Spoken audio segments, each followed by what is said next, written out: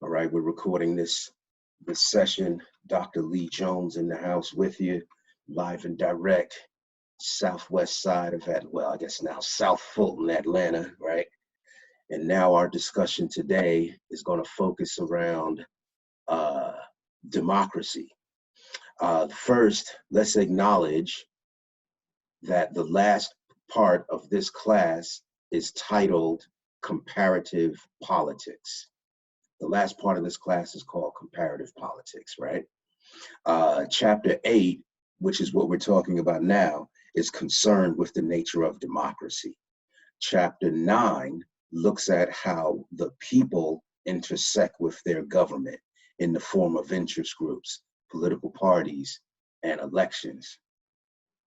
And chapter 10 is an investigation into the three branches of government: legislative, executive, and judicial. So as we talk about the nature of comparative politics, it's important, I think, to understand just a few things, right? Remember, one of the things we talk about, we always say, one of the things we always say is that in this class is to ask, what color was George Washington's white horse, right? What color was George Washington's white horse? If we say that George Washington's white horse was indeed white, and that we are acknowledging that the answer to the question is built inside the question itself. So one thing we have to do in order to,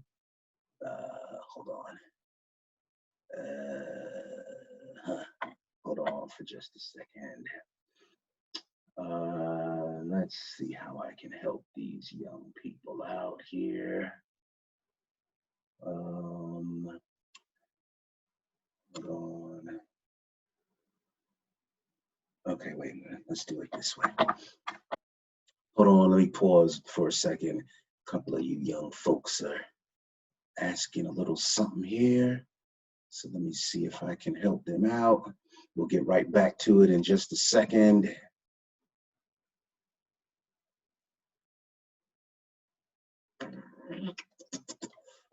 Hold on, I'm almost there. Okay, it appears that I cannot. Hey, you young folks in the meeting, you did get an email from me. Isn't that how you joined today?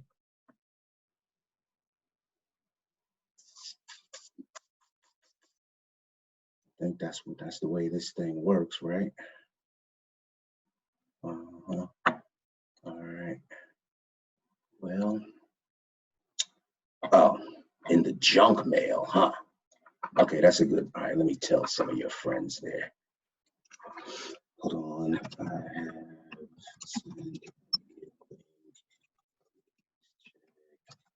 junk mail. That's a good thing to think about. Who knows why it goes to junk mail? Thank you for that, Jefferson. Let's see if your colleagues find that helpful.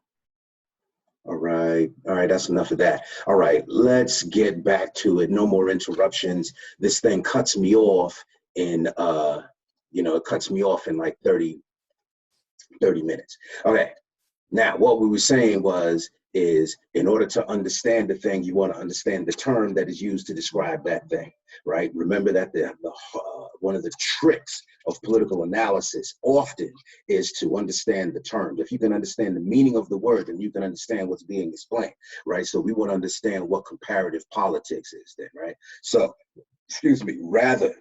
instead of absorbing facts in isolation or trying to understand one set of things apart from other things, the comparative approach looks to add to the general body of political knowledge by interpreting political data in terms of theories and hypotheses, right?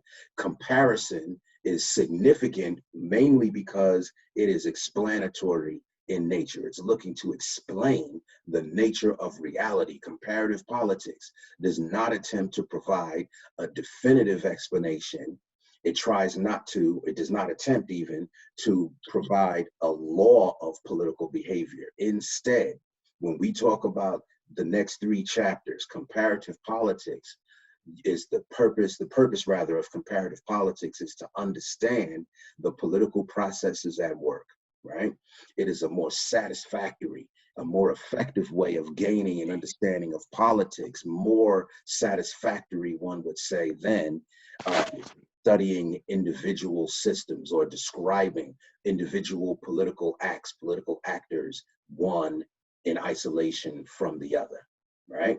So now let's look at the subheading. Comparative politics is what we're doing for the next 3 chapters. In chapter 8, what we're looking at is the nature of democracy. Is the nature of democracy. So all governments make choices and decisions about how to manage freedom, order, and equality. All governments make choices and decisions about how to allocate the scarce resources that are present in the society. You'll please recall that we said this like a mantra, like we are monks sitting on top of the political hill going, What we have said is that politics is about power. Power is about choice. The choices that matter are those that deal with the allocation of scarce resources. And we have also said that these choices in the context of scarcity creates conflict. So one common way to understand how a state is governed, how to understand the politics of a place, is to look at how many people are involved in the decision-making process, a decision-making process that is, by definition, conflictual. So when we talk about democracy, that's what chapter 8 is. We'll talk about the ramifications and the dimensions of democracy. Democracy, in the best case scenario, is a realized ideal statement about the proper relationship between the people and the state, the proper relationship between the citizens and the elected officials, the best relationship between the governed and the governors. Well, in the worst case scenario, democracy is the unrealized hope of generations of marginalized people. In the worst case scenario, democracy is the reason for struggle for those who face the tripartite forms of discrimination, racial discrimination, gender discrimination, and class-based discrimination. Let's start our discussion with a bit of poetry. Can you interpret the nature of democracy from looking at these words, right? The essayist, the poet, Agnes Repplier, she once said, democracy forever teases us with the contrast between its ideals and its realities, between its heroic possibilities and its sorry achievements. Is she telling jokes, or is she giving us an actual political statement? She must be incorrect, because surely there is no conflict between the ideal and the reality of democracy. Democracy is an ideal statement. There are no sorry achievements of democracy. There can only be heroic possibilities. Agnes Repplier is making you deal with a little bit of something. Let's go to the radical Catholic priest, Father Edward Dowling. Edward Dowling said the 2 greatest obstacles to democracy in the United States are, first, the widespread delusion amongst the poor that we have a democracy, and second, the chronic terror amongst the rich, lest we get it. Is what he's saying true? Can this possibly be true?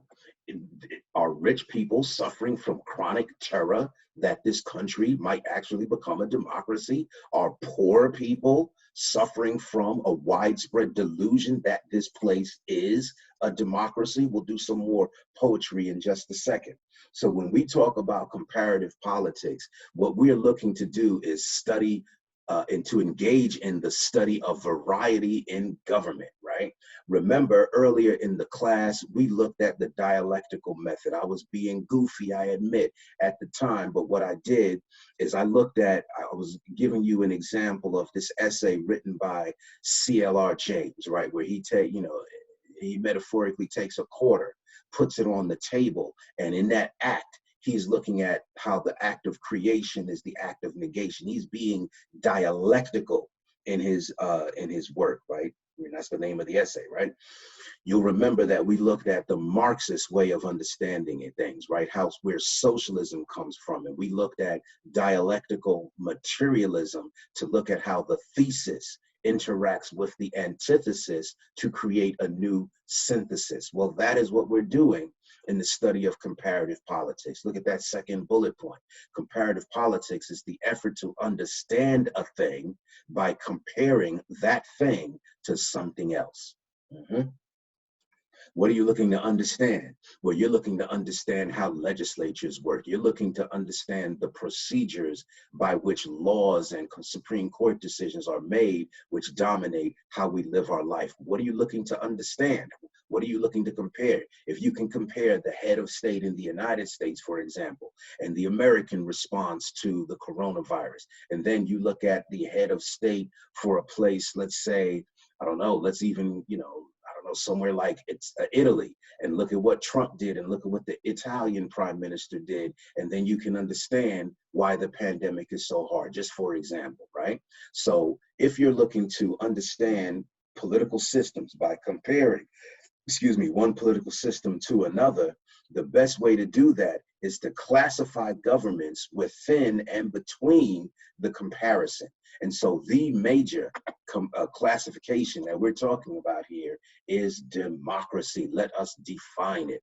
Once we define a thing, we can control that thing. Remember that words are symbols that are used to describe the forces at work in our life. If we can define those words, then we can control those words. And if those words are at work in our life, if we can define them, then we can control our life.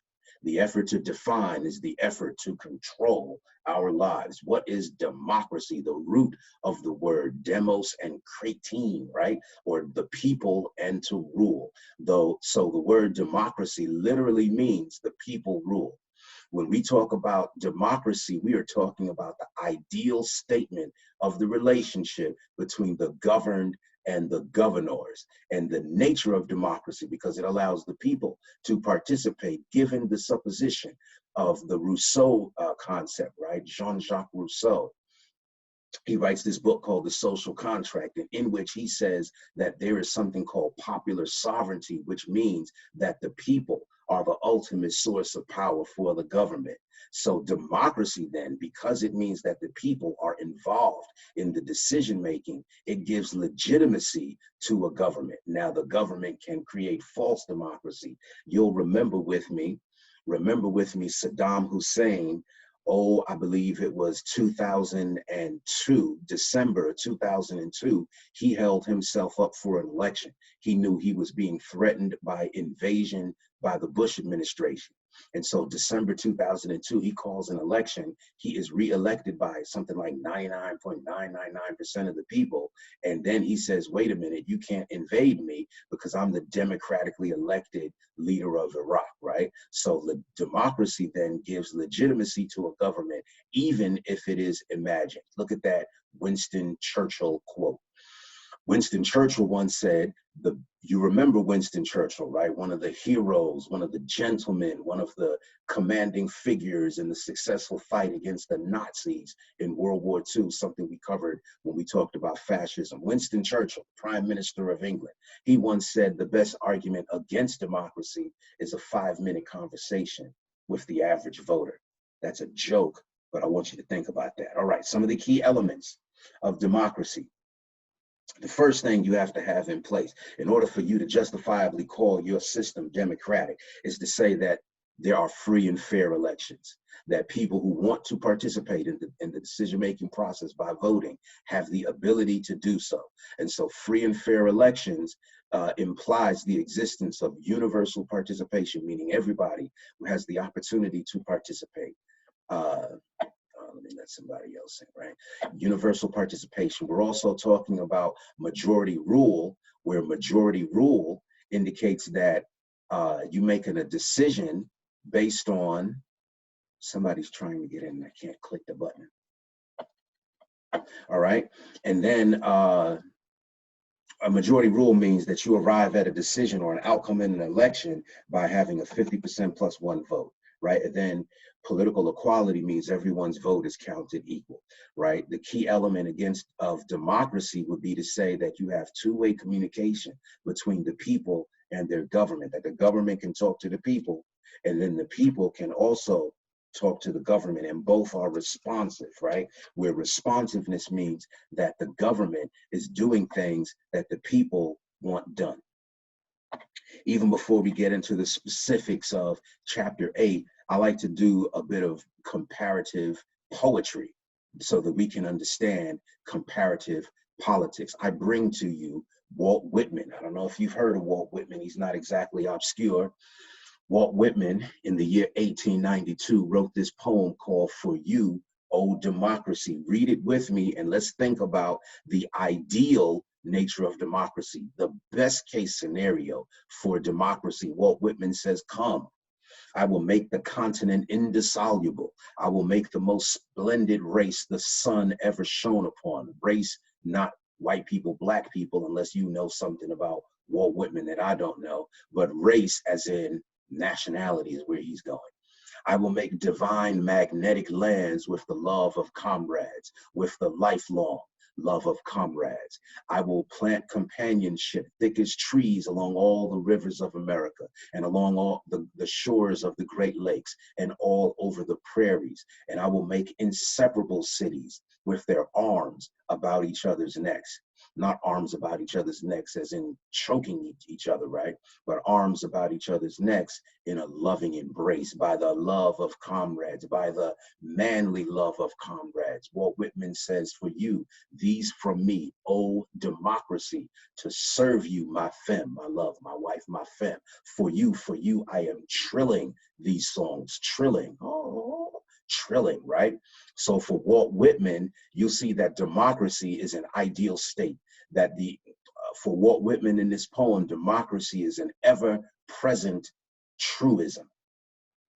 That if you want to find democracy in the United States, all you have to do is go outside and look at the rivers, the Great Lakes, the prairies. All you have to do is take a walk in the cities and you'll find that this country is by definition democratic. Is that true?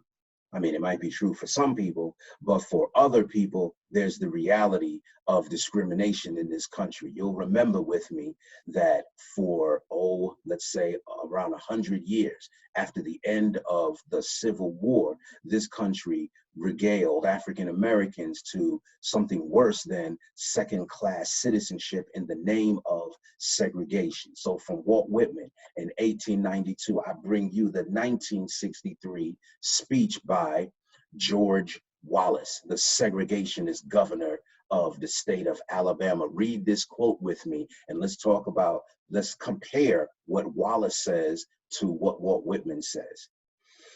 He just won re-election, right? And George Wallace is talking before a very supportive crowd to the hoops and hollers. This speech is on YouTube. So when I say hoops and hollers, they were going literally yee-haw, right? So you can listen to this on YouTube, but let's read it right quick, right?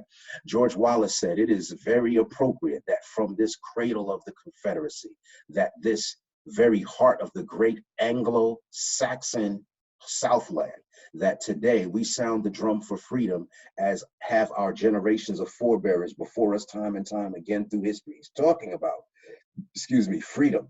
Freedom for who?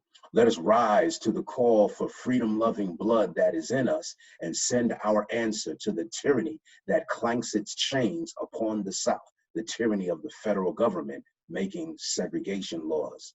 In the name of the greatest people that ever trod this earth, George Wallace says, I draw the line in the dust and toss the gauntlet before the feet of tyranny.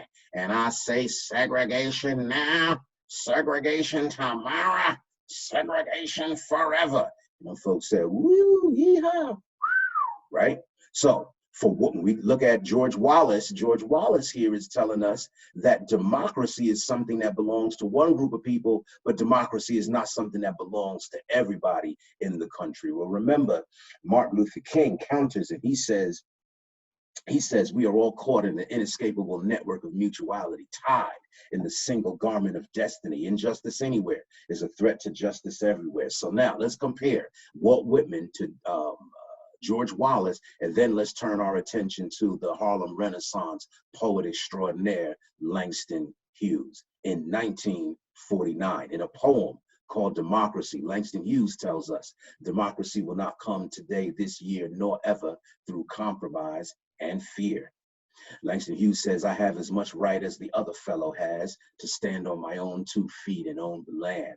I tire so of hearing people say, let things take their course. Tomorrow is another day. I do not need my freedom when I am dead. I cannot live on tomorrow's bread. Langston Hughes said, freedom is a strong seed planted in a great need. I live here too, and I want freedom just as you.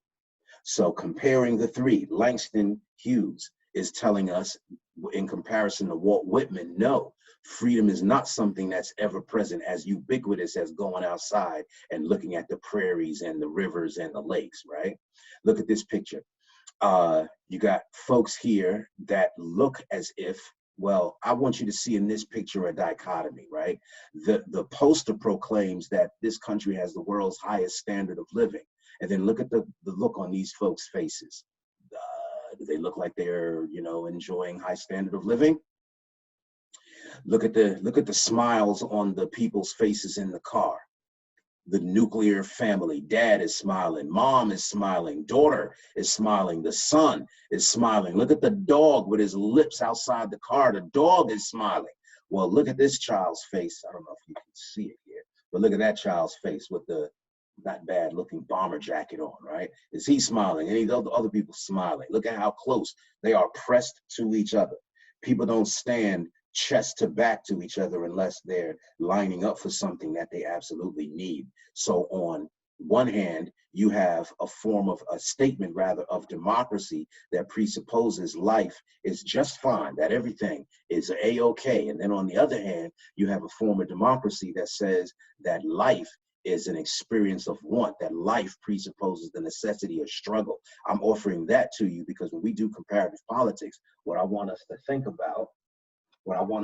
about here is there might be more than one America, that there's not just one America where everything is. There might be 2 Americas. There might be 3 Americas, Americas based on the intersection of your race, your class, your gender. Let's look at the components of democracy. This is the stuff of the chapter. The components of democracy are 5-fold here, right?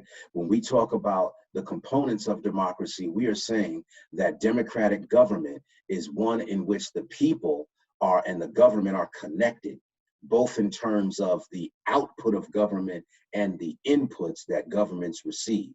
That is to say that the people are self-governing, so they're able to inject ideas of freedom and mutual respect and the appropriate allocation of scarce resources. People are able to inject inputs into the system, and then the people are supposed to be self-governing because they elect representatives, and those representatives produce not inputs but outputs. The representatives kick things out to the American people in the forms of laws and redistributive policies, and the inputs and the outputs intersect to improve the lifestyle of the citizens, right? So the nature of democracy presupposes, 1, that the people are free to participate in elections, to participate in the governing process. That is to say, participation is a key component of democracy. When I am listing these things, what I'm in fact doing is telling you what's going to be on the next test. Participation is a key component of democracy. More, when we say pluralism, we're talking about the competition between interest groups. The supposition here is that everyone is free to participate in the governing process because you are free to join interest groups. And then your interest group is in turn free to compete with other interest groups to receive favorable outputs, favorable laws, policies, Supreme Court decisions, favorable allocation of scarce resources, by virtue of the competition between groups. That is the nature of the last part of the First Amendment, where it says you have freedom of assembly. Another component of democracy is what we call development, right? Development, another word for development is political rationality. Political rationality means you know what's in your best interest, and then you act politically in such a way as you're going to produce that best interest. Politically rational people have they are aware of what they are doing when they participate in the political process, so that their very participation produces the things that they want out of the governmental system. Self-government by participation. That's what we mean by developmental democracy, development. A fourth form of democracy is the supposition that the government should be asking people what they want done. The government should not tell you what to do, right? The government, this is again, Jean-Jacques Rousseau wrote this book called The Social Contract. This Zoom thing is telling me that I've got 10 more minutes. So I'm gonna go for about another 5 or so, and then we'll see if you want to talk about it. Protection means that the government is not tyrannical, is not oppressive towards the people, that the government, in fact, is the avenue through which people are able to maximize their freedoms. And then lastly, the nature of democracy is supposed to perform well for the people, right? That democracy is supposed to improve your quality of life. It's supposed to make it easier for you to live in the country, that the outputs in the form of laws and Supreme Court decisions and policies are a reflection of the self-governing people's desire to just live good, equality under the law, adequate quality of life. So at this point, let me ask you a few questions. We're doing this class at, let's investigate the Black political position, the need for a Black political agenda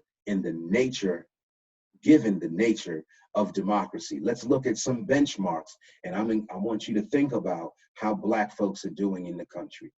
So, the first enslaved Africans arrive in what would be known as the United States 200 years before the thing becomes the United States, but they arrive by virtue of a Spanish plantation expedition in the year 1526, 1528, 1526, right? And remember that very first plantation, the very same year, was the home of the insurrection of the enslaved people, where they burnt down that plantation. The Black people merged themselves into the Native American people that were living there, and the Spanish people had to tuck their imperialist enslaving tails between their legs, sail right back across the Atlantic to try again later.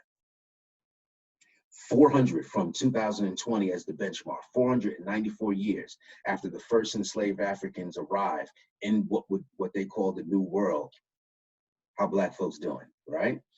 The first 20 enslaved Africans coming from the Ndongo people of what's now called Angola were brought as enslaved people to Jamestown, Virginia, to a place ironically called Fort Comfort. This happened in 1619.